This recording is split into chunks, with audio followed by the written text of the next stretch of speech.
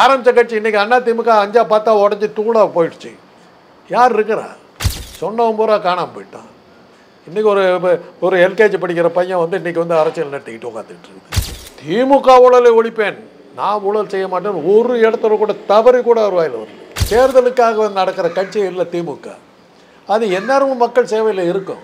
முதல்ல விஜயை எலெக்ஷனில் நிற்க சொல்லுங்க. 10 எலெக்ஷன் நின்று ஜெயிச்ச மாதிரி பேசிக்கிட்டு இருக்கிறீங்க. நீங்கள் வாங்கினீங்களா? அதில் ஒரு அமௌண்ட் ஏதாவது வாங்கினீங்களா? அவ்வளோ பெரிய ஆள், உலக மகா ஆள், அப்படியே பூலோகமே அவருக்கு பின்னாடி இருக்குது. சந்திரமண்டலத்திலிருந்து தெரிந்த க்ரௌடு. அவர் என்னத்துக்கு திமுக எதிர்ன்னு சொல்லிட்டு இருக்காரு? அவர் தொழிலுக்கு யாரை பார்த்தாலும் மாமான்னு சொல்றாரு. எதுக்கு பயப்படுறாரு? அது குறிப்பாக அவர் பச்சையா சொல்றாரு. அத்தனை பேர் அதிமுக ஆக நீங்க ஒத்துக்கிறீங்க. எம்ஜிஆர் கூடவும் ஜெயலலிதா கூட்டவங்களாம் கொள்ள கூட்டங்கிறத நீங்களே சொல்றீங்க. இப்ப வர்றவன் பூரா கட்சி ஆரம்பிக்கணும் பூரா ஸ்டாலின் ஒழிகன்றாங்க. அப்படி என்ன அர்த்தம்? அவ்வளோ சக்தி வாய்ந்தவராக இருக்காரு. ரோல்ஸ் ராய்ஸ் கார் வாங்கிட்டு ஜாலியாக வாழ்க்கையை நடத்தினவர். ரோல்ஸ் ராய்ஸ் கார் மன்னர்கள் வாங்குற கார். போங்களேன், விஜய் தான் கட்சி ஆரம்பிச்சுக்கிறா, அவர் கூட போங்களேன். யார் வேணாங்கிறா? உங்களை யார் கையை பிடிச்சி இழுத்தா? 2026 ஆட்சிக்கு ஸ்டாலின் வந்துருவாருன்றீங்க. அவர் தான் ஆட்சியில் இருக்காரு.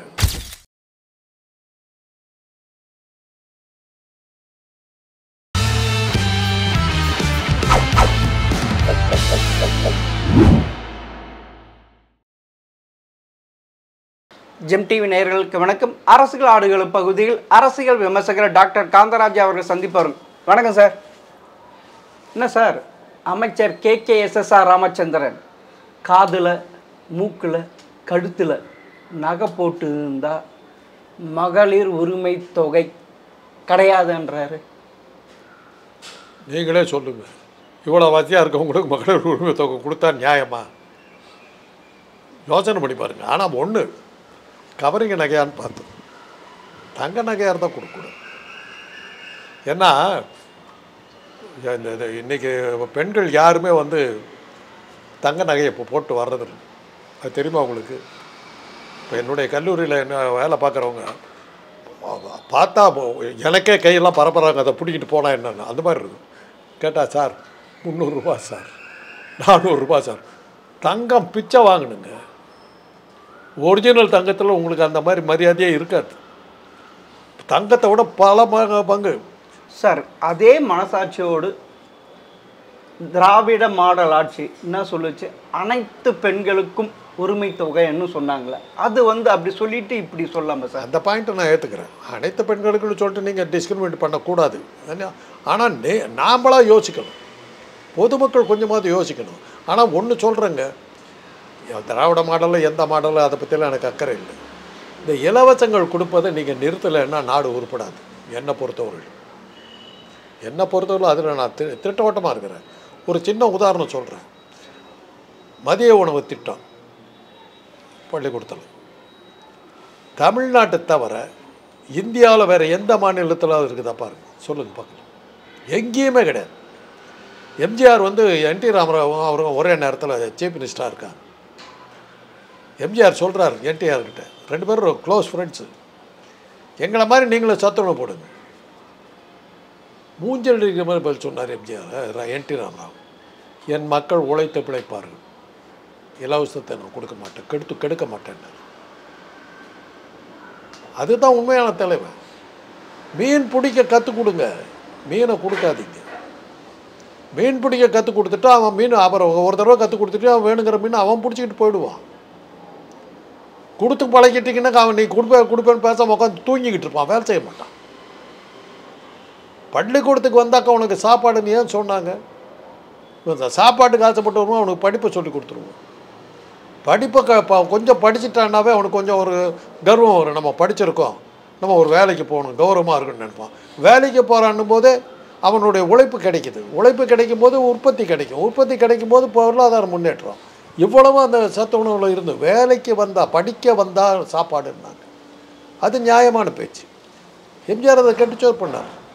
படிக்க வரலனாலும் எங்கே இருந்தாலும் உனக்கு மத்தியானம் சாப்பாடுன்னார். சார், அந்த திட்டத்தை யார் கொண்டு வந்தது? நீதி கட்சி தானே? நீதி கட்சி 2-3 கொண்டு வந்தாங்க. இது மாத்திரம் இல்லை, பெண்கள் படிக்கணும்னு கட்டாயப்படுத்தினாங்க. அதையும் அவங்க தான் கொண்டு வந்தாங்க. படித்தா இவ்வளவு இருக்குது, அப்போ தான் அவன் படிப்பான். சாப்பாடு போடுறேன், சாப்பாட்டுக்கு வந்தான், அப்படியே உள்ளே பிடிச்சி போட்டாங்க, பண்ணி கொடுத்தாரு, உட்காடுறான்ட்டான். படித்தான். பெண்கள் படிக்கிறதுக்கு சும்மா வீட்டில் உட்காந்துருக்கேன், நான் பள்ளிக்கூடத்துக்கு போகிறேன்னு சொல்லி இது பண்ணிச்சு. பள்ளிக்கூடத்துக்கு போகும்போது அந்த பொண்ணுங்க வந்து நீட்டாக ட்ரெஸ் பண்ணிட்டு கிளம்பி வந்ததுங்க. நீட்டாக ட்ரெஸ் பண்ணிட்டு வர்றதுக்கு கொஞ்சம் உடைகள் வாங்கணும். நீங்கள் ஒரு கௌரவமான ஒரு வாழ்க்கையை நீங்கள் வாழ தொடங்கணும். குடிசை மாற்று வாரியமும் அப்படித்தான். அவன் குடிசையில் இருந்த வரையிலும் கடற்கரையில் போய் ஆத்தங்கரையில் போய் எல்லாத்தையும் அச்சிங்கப்படுத்திக்கிட்டு இருந்தான். அங்கேயே கழுவிட்டு அப்படியே போயிட்டு இருந்தான். சுத்தப்படுத்திக்கல ஒன்றுமில்லை. அப்போ கிடைச்ச இடத்துல படுத்துங்கிறது. குடிசை மாற்று வாரியம் கட்டின பிறகு ஒரு கழிப்பறையை வீட்டில் வச்சு விட்டாங்க. கழிப்பறையை வீட்டில் அப்படியே விட்டாக்க அது நாரி போகும், இருக்க முடியாததுனால கழுவ ஆரம்பித்தான். அதை கழுவ நாமளும் கழுவலான்னு நினச்சான். கழுவி சுத்தானோடனே நம்ம இவ்வளோ சுத்தமாக இருக்க, நம்ம ஏன்டா வீட்டில் இருக்கணும், வெளியே போனோன்னு வேலைக்கு போகும்போது உழைப்பு கிடைக்கும் போது வருமானம், உற்பத்திக்கு அப்புறம் வருமானம், இவ்வளவு இருக்குது. இந்த மாதிரி திட்டங்களை நம்ம வந்து தப்பு சொல்கிறதுல அர்த்தமே இல்லை. உரிமை தொகையை வந்து அனைத்து பேருக்கும் கொடுக்குறேன்னு சொன்னதை நம்ம ஏற்றுக்க முடியாது. வருமானத்தில், அதாவது இது கூட என்ன சொன்னாங்க, இடஒதுக்கீடு வருமானத்தின் அடிப்படையில் வைக்கக்கூடாதுன்னா எல்லாத்துக்கும் கொடுக்குறோன்றோம். என்றைக்கு சொன்னோம்? எல்லாருமே பிச்சை எடுத்துக்கிட்டு இருந்த காலத்தில் சொன்னோம்.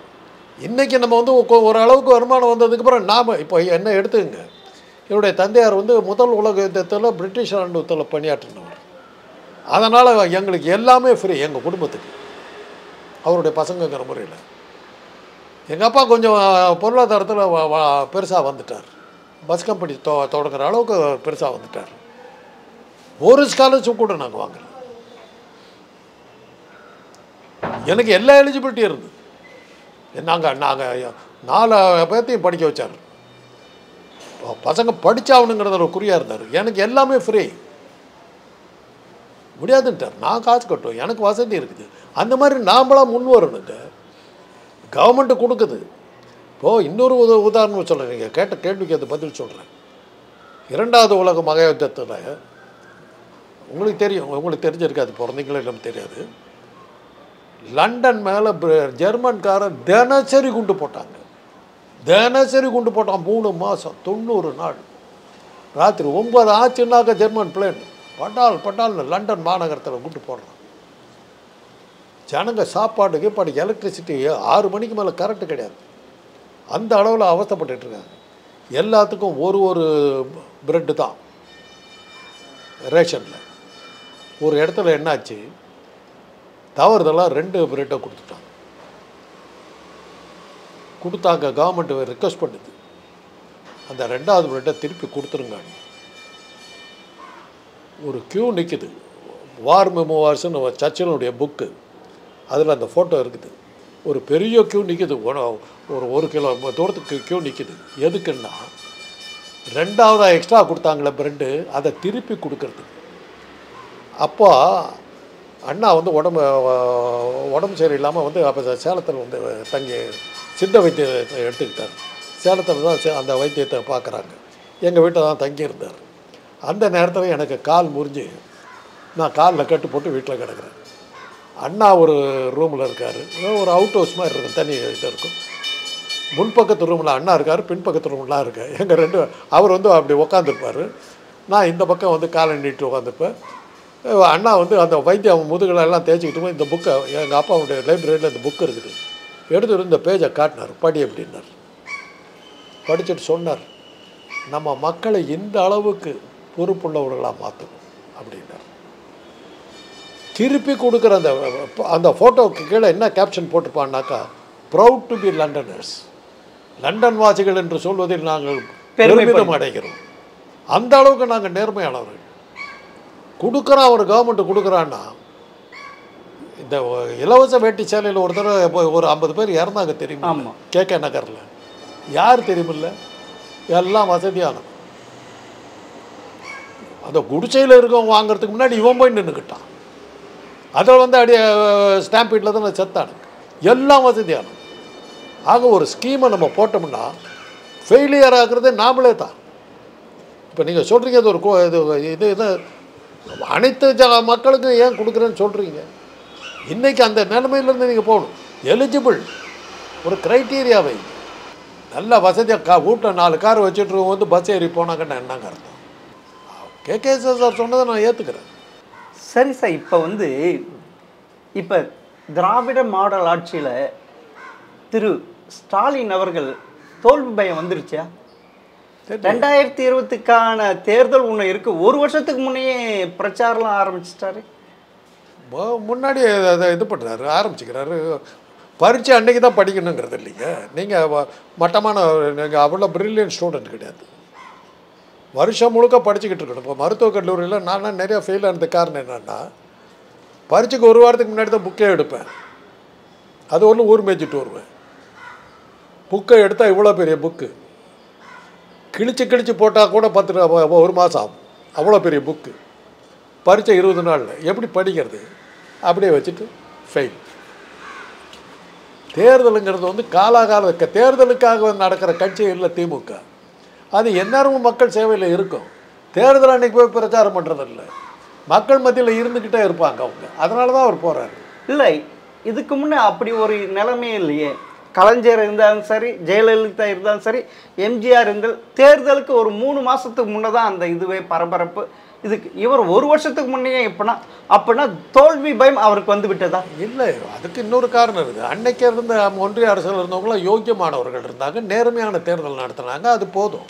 இப்போ யார் இருக்கா? அமித்ஷாவும் மோடியும் இருக்கும்போது எப்படி தேர்தல் ஆணையத்துக்கு 1000 கேள்வி வந்துருச்சுல்ல. இன்றைக்கி தேர்தல் ஆணையத்தை எதிர்த்து ஊர்வலம் போயிட்டுருக்காங்க சார். அப்போனா 2019, 2021, 2024 உள்ளாட்சி தேர்தல் இதில் எல்லாத்துலேயுமே திமுக கூட்டணி வெற்றி பெற்றது. அப்படி இருக்க இப்போ அந்த கூட்டணி வெற்றி பெறாதுன்ற பயம் வந்துடுச்சா?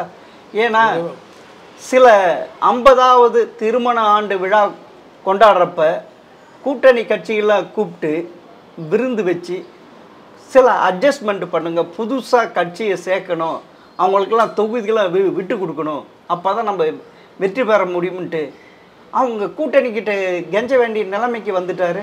என்ன கூட்டணின்னாக்க அது கெஞ்சாருதா? கூட்டணிங்கிறத இது வந்து கெஞ்சித்தாங்க ஆகணும். இந்த காஃபி நறுமணம் மிகுந்தது, சுவை மிகுந்தது, உடலுக்கு ஆரோக்கியமானது, ஏங்க கெஞ்சிறீங்கன்னு கேட்பீங்களா? ஆமாம், அப்படி தான் ப்ரொமோட் பண்ணணும். கூட்டணின்னும் போது அவங்ககிட்டலாம் விட்டு கொடுத்து போகணும், இது பண்ணி தான் பேசணும், இது தான் தாஜா பண்ணி தான் பேசி ஆகணும். அமித்ஷா பேசலையா? சந்திரபாபு நாயுடு கிட்ட எப்படி போய் மோடி எப்படி பண்ணார்?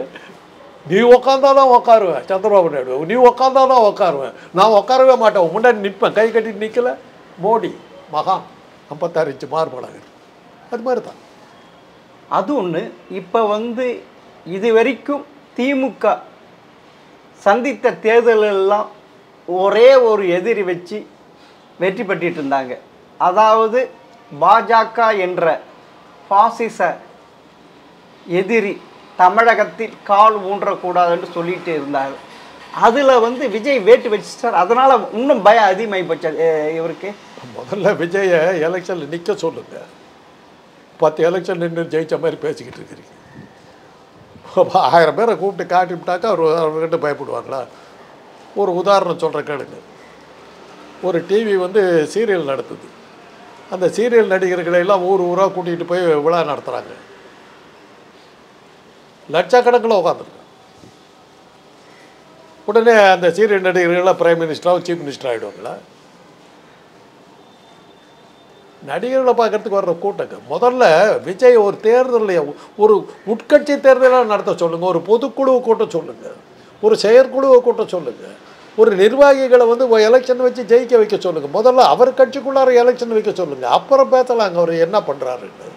அவரை கண்டு பயந்துக்கிட்டாரு, நீங்களாக போட்டு உங்களுக்கே உங்கள் இதிலேருந்து என்ன தெரியுதுன்னா, விஜய் ஒன்றும் செய்ய மாட்டார் போட்டிருக்கேங்கிற பதட்டத்தில் பயந்துட்டார் போட்டிருக்கு, அவர் பயந்துட்டார் போட்டிருக்கு. முதல்ல உங்களை பாருங்கள், உங்கள் முதுகில் இருக்கிற அழுக்க பாருங்கள், அப்புறம் அடுத்த முதுகு சொல்லிடலாம். ஆனால் அப்படி விஜயே அவ்வளோ குறைவாக மதிப்பிடுறீங்களே. இதே ஸ்டாலின் தன்னை அப்பா என்றும் தாயுமானவர் என்று பிரபலப்படுத்தி பார்த்தாரு. ஆனால் அது நிற்க முடியல. அந்த பிம்பம் கட்டமைச்சான் கோடி கணக்கில் கொடுத்து. அது அதாவது கண்ணாடி கோட்டையில் இருந்து கல்லெறிந்து நீங்கள் வாங்கினீங்களா? அது ஒரு அமௌண்ட் ஏதாவது வாங்கினீங்களா? அந்த கோடிக்கணக்கில் கொடுத்தாங்களா ஒரு அமௌண்ட் ஏதாவது நீங்கள்? இல்லை, அப்படிதான் தன்னை பிம்பம் உருவாக்குறாரு. அதே தான் அது ஒரு கலைஞர் மாதிரியும் ஒரு ஜெயலலிதா மாதிரியும் ஒரு எம்ஜிஆர் மாதிரியும் உருவாக்குறாங்க. அது பப்புள்ஸ் மாதிரி போயிடுச்சே சார். அது இன்றைக்கி ஸ்டாலின் பேரை கேட்டு தானே பயந்துக்கிட்டு உட்காந்து ஸ்டாலின் வந்து ஜெயிச்சுட்டு வந்துடுவாரான்னு சொல்லி விஜய் ஏன் பேசுகிறாரு? அவ்வளோ பப்புல வந்து கண்டு உங்கள் விஜய் என்னத்துக்கு பயப்படுறாரு? திமுக எதிரின்னு என்னத்துக்கு சொல்கிறாரு? அவ்வளோ பெரிய ஆள், உலக மகா ஆள், அப்படியே பூலோகமே அவருக்கு பின்னாடி இருக்குது. சந்திரமண்டலத்திலிருந்து தெரியுது க்ரௌடு. அவர் என்னத்துக்கு திமுக எதிரின்னு சொல்லிட்டு இருக்காரு? பயந்து நடுங்கிட்டாரா, பதறிட்டாரா, உதறிட்டாரா, பேந்த முழிக்கிறாரா, பெதட்டுறாரா, வளர்றாரா? சார் அதே விஜய் அவருக்கு சூட்டிய பெயர் இன்று பயங்கரமா அப்படியே கொரோனா மாதிரி பரவிட்டு இருக்கு சார். என்ன பேரு?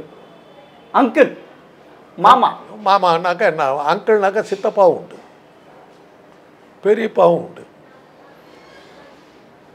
இவர் தொழிலுக்கு மாமாவாக தான் தெரியும். அவர் தொழிலுக்கு யாரை பார்த்தாலும் மாமான்னு சொல்கிறார் போட்டு. அப்படி அவர் அந்த சினிமா துறையில் இருந்தவர், யாரை பார்த்தாலும் மாமான்னு சொல்கிறார்.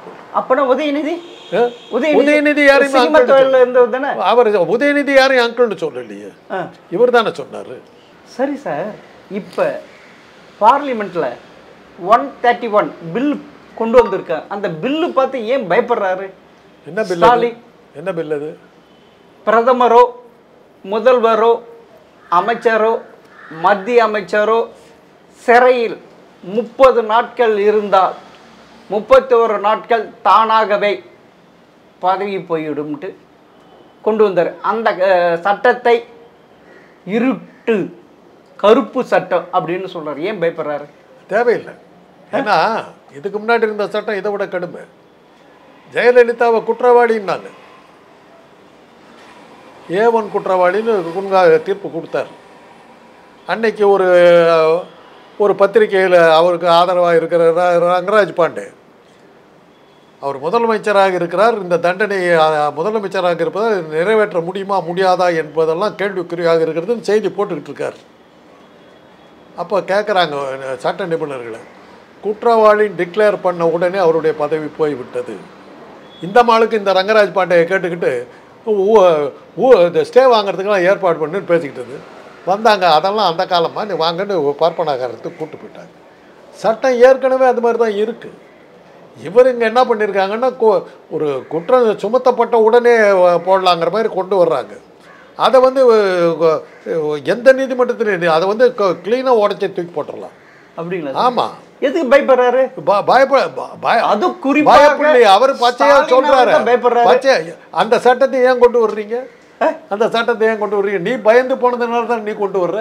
இல்ல ஒரு அரசு மற்ற சீஃப் மினிஸ்டர் நம்மளை ஏதாவது பண்ணிடுவாங்கிற அன்மிஷா பயந்து போய் தொடர்நடுங்கி போனதுனால சொல்லக்கூடாது.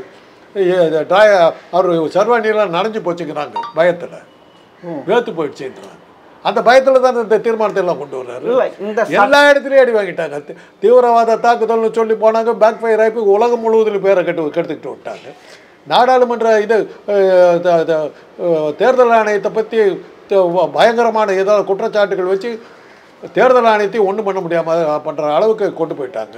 அமலாக்கத்துறை ஒன்றுமே இல்லாமல் ஆகி போச்சு. பதட்டம், டெஸ்பரேட்டு, பொழைக்கிறதுக்கு வழி தெரியல, என்ன பண்ணுறதுன்னு பார்க்குறாங்க. இதுவே பேச்சுன்னா உள்ள தள்ளிவிட்டு ஒரு சட்டையை கொண்டு வர்றாரு. என்ன பண்ணுறது? பார்லிமெண்ட்டுக்குள்ளார மோடி நுழையிறாருங்க. ஓட் சோர்னு கத்துறாங்க, பேசாமல் போகிறாரு.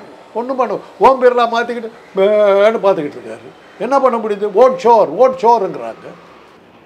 பெஸ்ட் பேக்கரி விஷயத்தில் வந்து கிரிமினல்னு சொல்லி கோத்ரா ரயில் இருப்பில் கிரிமினல்னு சொல்லி குற்றம் சாட்டப்பட்டவர் மோடி. இந்த சட்டம் முதல்ல அவங்களுக்கு தான் பாயம். இல்லை, உண்மையிலே இந்தியாவில் அதிகமாக பாதிக்கப்பட போவது திமுக கட்சி தான். அதனால்தான் திரு ஸ்டாலின் அவர்கள் எதிர்க்கிறாரு. எத்தனை திமுக காரங்க வந்து ஜெயிலுக்கு போனாங்க சொல்லுங்கள். நான் ஏற்கனவே சொல்லியிருக்கிறேன். எலெக்ஷன் நெருங்க ஏவாவேலு, முத்துசாமி, சேகர் பாபு, KKSSR ராமச்சந்திரன், KN நேரு, பொன்முடி, இவங்கெல்லாம் தயாராக இருக்கணும்னு சொல்லியிருக்கேன். இவங்கெல்லாம் எலெக்ஷன் விற்பனர்கள். அவங்களெல்லாம் ஜெயிலில் போடுறதுக்கு என்ன சட்டம் உண்டோ அதை கொண்டு வந்துக்கிட்டு இருக்காரு அவர். சார், நீங்கள் இவ்வளோ பேர் சொன்னீங்களே, அதில் பெரும்பாலும் அதிமுகவில் இருந்து வந்த திமுக சேர்ந்தவங்க தான் அவங்க இருக்கிறாங்க சார். அப்போனா சம்பாரிச்சு கரெக்டாக சித்தரந்த தாஸ் வீட்டுக்கு கரெக்டாக கொடுத்துட்றாங்க, கப்பம் கட்டிடுறாங்களா? ரைட்டா, கரெக்டு. ஆக திமுக அதிமுக ஆட்சியில் இவ்வளவும் கொள்ளடிச்சிட்டு திமுக வந்திருக்காங்கன்னு தெரியுது. ஆக அது நீங்கள் ஒத்துக்கிறீங்க. அதிமுகவில் கொள்ளடிச்சவங்க பூரா இங்கே வந்து தன்னை காப்பாற்றிக்கிறது இங்கே வந்திருக்கான்னு நீங்களே ஒத்துக்கிறீங்க. செந்தில் பாலாஜி அவரும் அதே கட்சியில் இருந்தவர் தான். அதே கட்சியில் இருந்தவர் தான். அவர் அதிமுக இருந்தவர் தான். அத்தனை பேர் அதிமுக இருந்தவர். ஆக நீங்க ஒத்துக்கிறீங்க எம்ஜிஆர் கூடவும் ஜெயலலிதா கூட்டவங்க எல்லாம் கொள்ள கூட்டங்கிறத நீங்களே சொல்றீங்க. அப்பனா சித்தரஞ்சன் தாஸ் சாலையில இருக்க குடும்பம் இவங்க தான் சரியாக கப்பம் கட்டுவார்கள் என்று 8 பேர் அமைச்சர்களாக உட்கார வச்சிருக்காங்க. இப்ப இருக்க இவருடைய ரேஷியோ ஏறிட்டே போகுது, எடப்பாடியுடைய ரேஷியோ ஏறிட்டே போகுது. மக்கள் தானாக கூடுறாங்க, அது இருக்கு. அடிமை கட்சி இதெல்லாம் சொல்றாங்க, ஆனா இன்னும் ஜெல்லாவில் அதை பார்த்து திரு ஸ்டாலின் மிரண்டு போய் உள்ளார். உங்களுக்கு இதுவரையிலும் நானும் பார்க்குறேன், பழனிசாமி ஜெயிச்சிருவாரு, விஜய் ஜெயிச்சிருவாருன்னு சொல்ல, ஸ்டாலின் பயந்துட்டாரு. ஏன் அப்படி பயந்து நடுக்கிறீங்க நீங்கள்? அவரை பார்த்து பேயறிஞ்ச மாதிரி கிடக்குறீங்க. ஸ்டாலின் பயந்தான உங்களுக்கு அதுதான் ஒன்றும் இல்லைன்னு ஆகி போச்சு. அப்புறம் என்னத்துக்கு அவரை பற்றி திருப்பி பேசிக்கிட்டு இருக்கீங்க? உங்கள் கணக்கில் என்ன ஸ்டாலின் ஒரு நீர்க்குமொழி வெடிச்சு போயிட்டார். அவருக்கு என்னத்துக்கு இவ்வளோ நேரத்தை செலவு பண்ணிட்டு உட்காந்துட்டு இருக்கீங்க? தேர்தல் சரியில்லைன்னா நிற்க மாட்டாருங்க பழனிசாமி. எவ்வளோ வீரர் தெரியுமில்ல? 3 தேர்தல் நிற்கலையே. தேர்தல் சரியாக இருக்காதுன்ட்டு போயிட்டார்ல. அந்த அளவுக்கு வீரமானவர். ஸ்டாலினுக்கு அந்த தைரியம் இருந்தால் எலெக்ஷன் நிற்கிறார். இல்லை, 52 வருஷம் சாதனையை தனது தந்தையால் நிகழ்த்த முடியாதை தான் நிகழ்த்தி காட்டணுன்ட்டு போட்ட அடி எல்லாமே வேஸ்ட்டாக போச்சு. போயிட்டு போகுது மண்கோட்டையை போது அது வேஸ்ட்டாக போச்சுங்கிறதுக்கு இப்போ பழனிசாமி ஆட்சியில் இருக்கார். யார் ஆட்சியில் இருக்கிறா? இப்போ வர்றவன் பூரா கட்சி ஆரம்பிக்கணும் பூரா ஸ்டாலின் ஒழிகன்றாங்க. அப்படி என்ன அர்த்தம்? அவ்வளோ சக்தி வாய்ந்தவராக இருக்காரு. நீங்கள் அவர் தான் ஒன்றும் இல்லையே, எல்லாம் கெட்டு போச்சு, எல்லாம் போச்சு. ஏன் பயப்படுறீங்க? ஏன் எந்நேரம் பார்த்தாலும் ஸ்டாலின் என்னத்துக்கு உளறிட்டு இருக்கிறீங்க? சரி, ஏன் உளறீங்க? அவர் தான் ஒன்றும் இல்லையே. சரி, இன்னொன்று சார், இந்த தமிழகத்தை கட்சி ஆரம்பிக்கலாம் எல்லாமே திமுகவை தான் தாக்குறாங்க. காய்ச்ச மரத்தில் தான் கல்லடி போடும், பட்டை மரத்துக்கு மேலே அவன் கல் எடுத்து எடுப்பான். காய்ச்ச மரம் அது. ஆமாம், காஞ்சி பழமாக காய்ச்சி தொங்குற மரம். இல்லை, எப்பயுமே தமிழகத்தை பொறுத்த வரைக்கும் டிஎம்கே ஆன்டி இன்கம்ஸே அதிகம். யார் ஜெயிக்கிறா? யாரு இப்போ யார் உட்காந்துருக்கா அரசியல்? அதில் இருக்கட்டும். அதாவது 49ஆம் வருஷத்தில் இருந்து இன்னைக்கு வரலும் கலைஞரை எதிர்த்து திமுக எதிர்த்து தாங்க அரசியலை நடந்துகிட்டு இருக்குது. ஆமாம், எவன் வந்தாலும் அவங்கள ஏற்றுக்கு தான் நிற்கிறான். அவங்க தான் நிற்கிறாங்க. ஆரம்பித்த கட்சி இன்றைக்கி அண்ணா திமுக 5-10 உடஞ்சி தூளாக போயிடுச்சு. யார் இருக்கிறா? காங்கிரஸ் எங்கே இருக்குது? பாட்டாளி மக்கள் கட்சி எங்கே இருக்குது? வைகோ கட்சி எங்கே இருக்குது? எல்லாம் மன்னர் எல்லாம் எங்க இருக்காங்க? அது மன்னர் குடும்பங்கள் எல்லாம் எங்க போச்சு? மன்னர் குடும்பம் இளவரசர்கள் வந்து காப்பாத்திக்கிட்டு இருக்காங்க நாட்டை. அவங்க கட்சியை காப்பாத்திக்கிட்டு இருக்காங்க. மற்ற கட்சியை சொல்லுங்க. சொன்னவன் பூரா காணாம போயிட்டான். இன்னைக்கு ஒரு எல்கேஜி படிக்கிற பையன் வந்து இன்னைக்கு வந்து அரசியல் நடத்திக்கிட்டு உட்காந்துட்டு இருக்குது. இல்ல, அந்த கூட்டத்தை பார்த்து மிரண்டு போயிருக்காரு. விஜய் பார்த்து கூட்டத்தை பார்த்து அங்கிள் அணிறார். அது பயங்கரமா இன்னும் பெரிய பூஸ்ட். ஏற்கனவே அந்த கேள்வி சொல்லிட்டேன். ஊழல் வாதி மறைமுகம் அதிமுகவோட கூட்டணி வச்சிருக்கு. ஆமா, அவங்க எப்படி காலம் செய்வாங்க, பதவிக்கு எது காலம் செய்வாங்க. அப்படி அதே விஜய் தானே சொல்லியிருக்காரு. அவர் பேச்சில் நான் அந்த சாமர்த்தியத்தை நான் பார்த்தேன். திமுக ஊழல் கட்சி அப்படின்ட்டார். நான் ஆட்சிக்கு வந்தால் ஊழல் ஆட்சி நடத்துவேன்னு ஒரு இடத்துல கூட தவறி கூட சொல்லலை. அவர் பேச்சை எடுத்து பாருங்க. அவ்வளோ ஜாக்கிரதையாக இருக்கார்.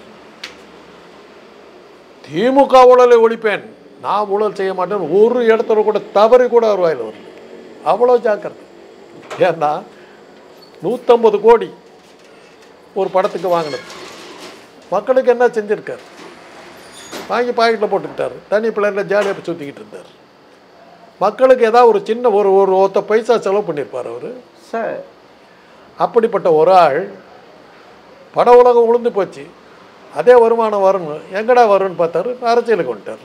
சார், இப்போதான் டாப் மோஸ்ட் ஹீரோ அவர் சார். அதிகமாக சம்பளம் வாங்கி. அதுதான் சொல்கிறேங்க. அவர் அதிகமாக சம்பளம் வாங்குறது உலகத்துக்கே தெரியும். ரோல்ஸ் ராய்ஸ் கார் வாங்கிட்டு ஜாலியாக வாழ்க்கையை நடத்தினவர். ரோல்ஸ் ராய்ஸ் கார் மன்னர்கள் வாங்குற கார். ஆமாம், அந்த மன்னர் வாங்கின கார் அவர் வாங்குறார். மன்னர் அவ்வளோ பணக்காரர். மக்களுக்கு அவர் என்ன செஞ்சார்? அதை உழைச்சி தானே இது பண்ணாரு. உழைச்சி தான் வாங்கினார். யார் இல்லைன்னா யாருக்காக கொடுத்தாரா? அவ்வளோ காசு வந்து அத்தனையும் என்னத்துக்கு 150 கோடி ரூபா அளவுக்கு ஒருத்தா அவர் நடிப்பு கொடுத்தீங்க. அந்த அளவுக்கு முட்டாள்தனமாக நீங்கள் இருந்தீங்க. என்ன பண்ணார் அவர்? இன்றைக்கி அவருடைய அதெல்லாம் விடுங்க. அவர் பேச்சில் 3/4 மணி நேரம் பேச்சில் ஒரு இடத்துல கூட நான் ஊழலற்ற ஆட்சியை அமைப்பேன் ஒரு இடத்துல கூட தவறி கூட அவர் சொல்லலை. அதில் தான் அவருடைய சாமர்த்தியத்தை நான் பாராட்டுறேன். சரி, மற்றவன் ஊழல் செஞ்சால் நான் பிடிப்பேன், நான் மட்டுமே ஊழல் செய்வேன்னாரு. சார் இப்போ வந்து எல்லாமே திமுக எதிராக, திரு ஸ்டாலின் எதிராக, திராவிட மாடல் ஆட்சிக்கு எதிராக எல்லாரும் பொங்க ஆரம்பிச்சிட்டாங்க, போராட ஆரம்பிச்சிட்டாங்க.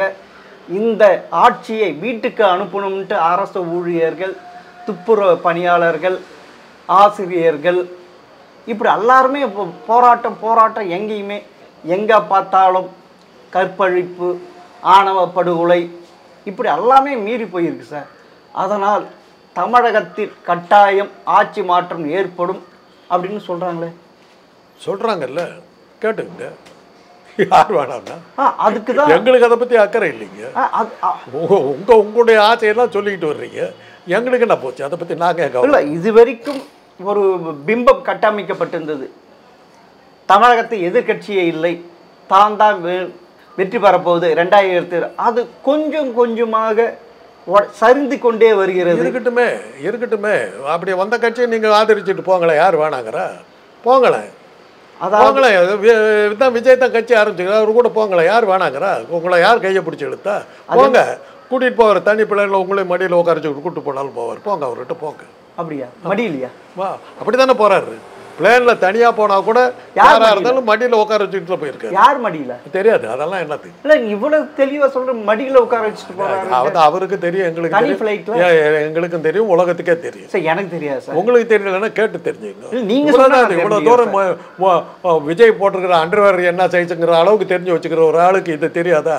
கேட்டால் சொல்லுவாங்க, போங்க. திரு உதயநிதி அவர்கள், அவரை பற்றி நீங்கள் ஏன் பேசுறீங்க? அவரை பற்றி நீங்கள் பேசுறீங்க. உதயநிதி பற்றி உங்களுக்கு என்ன தெரியும்?